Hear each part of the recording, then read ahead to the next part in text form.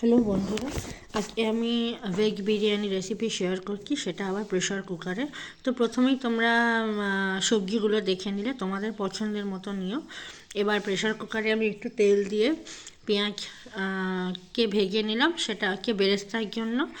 এবার ওই তেলেই আমি পনিরগুলোকে টুকরো করে রাখা পনিরগুলোও ভেজে নিলাম।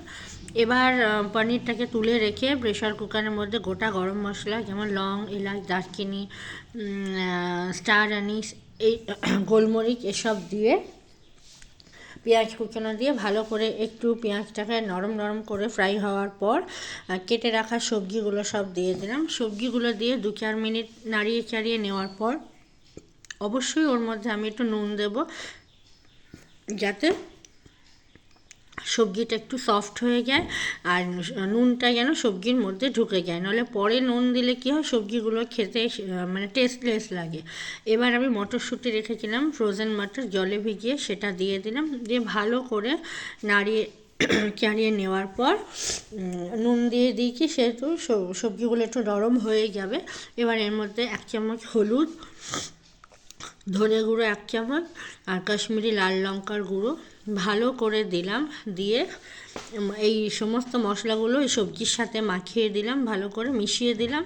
মেশানো হয়ে যাওয়ার পর অবশ্যই এর মধ্যে আমি নুন তো আগেই দিয়ে দিয়েছি।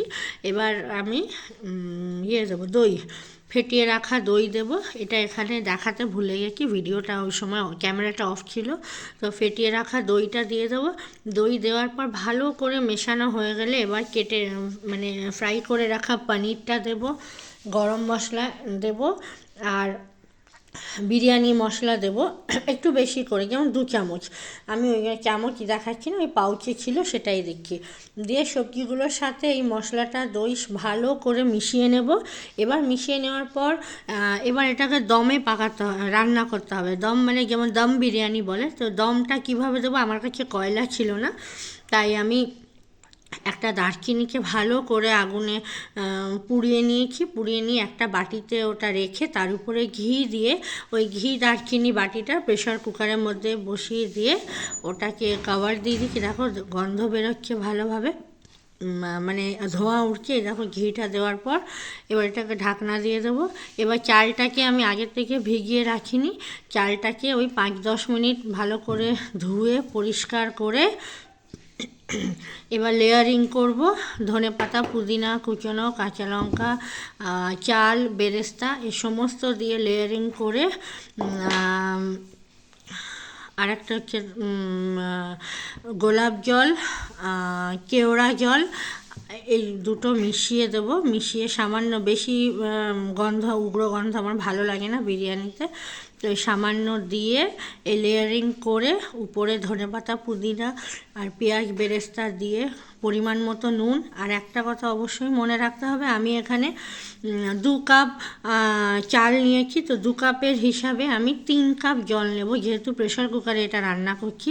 প্রেশার কুকারে 1 কাপ চালে 1.5 কাপ জল নিতে হবে। তো প্রথম জলটা আমি দিয়েছিলাম যখন সবজিগুলো সেদ্ধ হওয়ার জন্য দিয়েছিলাম, আর বাকি 2 কাপ জল আমি চালটা দেওয়ার পর দিলাম। এবার নুনটা অ্যাডজাস্ট করে নেব। কুকারে 2টো হুইসেল আসা পর্যন্ত ওয়েট করব, কিন্তু ওয়েট করে গ্যাসটা রিলিজ হওয়ার পর আমরা কুকারের মধ্যে রাইসটাকে রাখবো না, ওটার সাথে সাথে বড় একটা জায়গায় ট্রান্সফার করে নেব। কারণ কুকারে হেভি প্রেশারে কি হয়, অনেক সময় বিরিয়ানির চালটা নিচে লেগে যায়, তো আমরা কি করব, সাথে সাথে ওটাকে অন্য জায়গায় ট্রান্সফার করে নেব। তোমরা দেখতেই পাচ্ছ আমি এটাকে ট্রান্সফার করে নিচ্ছি। দেখো কুকারের নিচে কিচ্ছু লেগে নেই। তো খুবই সিম্পল আর খুব তাড়াতাড়ি এটা রান্না হয়ে যায়। তোমাদের ভালো লাগলে অবশ্যই লাইক, কমেন্ট, শেয়ার করো।